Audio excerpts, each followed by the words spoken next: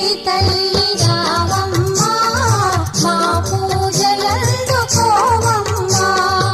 వందే పద్మకరాం సన్నవదనాం సౌభాగ్యదాం భాగ్యదాం హస్తాభ్యామభయప్రదాం మణిగణైర్నానావిధైర్భూషితాం.